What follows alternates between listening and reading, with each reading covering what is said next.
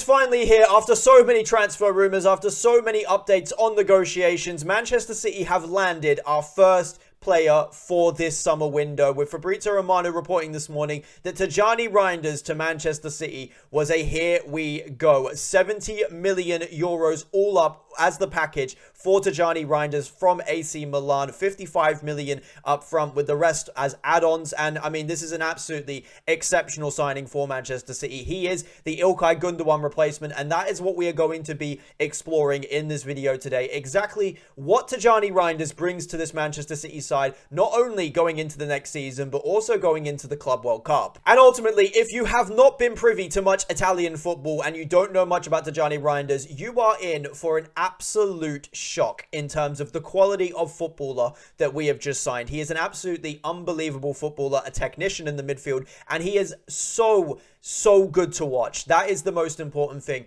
When he is on the football pitch, it is like poetry in motion at times. He has had some absolutely unbelievable games for AC Milan this season in a really poor AC Milan side. You think to the Real Madrid game where he scored 2 goals against them. He was the standout player on the pitch in the Champions League. But not just that as well. Across the Serie A season, he has been one of the best midfielders in the league. So much so that he won the midfielder of the season for Serie A this season in, let's be real, a really poor AC Milan side. And when I say he's the Ilkay Gundogan replacement, he is probably the most perfect player that you could replace Ilkay Gundogan with in this Manchester City squad in terms of the exact same playstyle. And that becomes very evident when you see the statistical comparison between the two. As I'm showing you this web right now, you can see that they pretty much have the exact same web as a profiler player for this season, which is quite incredible to see. And it's quite clear that Manchester City are trying to find a player that is very similar to the way that Ilkay Gundogan plays. And I think with Tijjani Reijnders, we have secured that position, that number 8 position, for years to come. I mean, honestly, this is such an exciting transfer. And the thing I love about this signing so much is that we are signing a midfielder who's very versatile, and that is the thing that I like very much about him.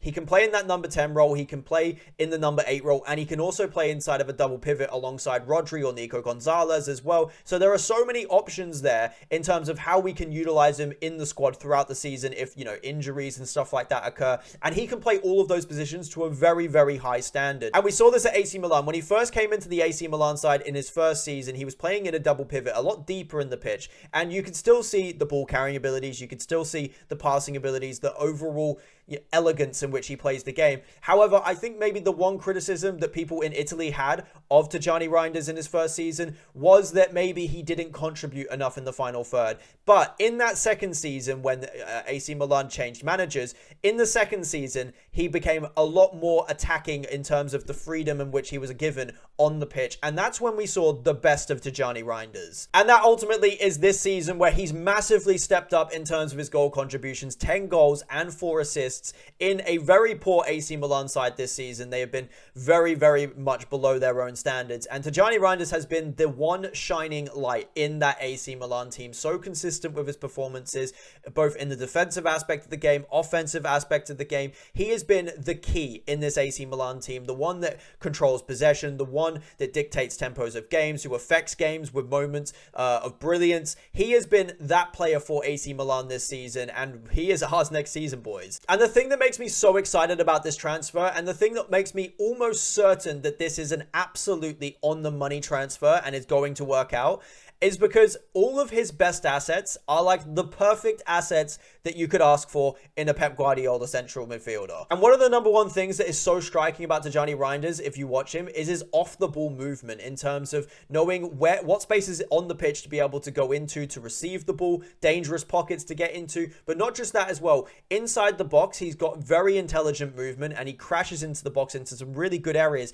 And when you look at Manchester City, specifically when you look at our centre forward, of course, Erling Haaland, who does command a lot of respect from central defenders and central midfielders who do often look to go and mark him, double up on him. That will give space in the box for Tijjani Reijnders to be able to arrive, similar to how Ilkay Gundogan has at times. Obviously, not just off the ball, on the ball, you've got to be so technically gifted in a Pep Guardiola midfield as well. And Tijjani Reijnders is exactly that. For AC Milan, there's been countless amounts of times that he will drop deep to receive the ball to be able to help control the tempo of the game. But also when the game requires it, he can also go forward into those more number 10 typical pockets and receive the ball on the half turn and run at players. And having that sort of press resistance in the midfield and that awareness within games to be able to drop deep, to know when to drop deep and to know when to be higher, that is a gift, and that is all to do with intelligence. That's all to do with technical ability, and Tijjani Reijnders has absolute bags of it. And then with his passing ability, once again, I would liken him to Ilkay Gundogan in terms of his efficiency on the ball. When he receives the ball, he usually makes the right option. He keeps it,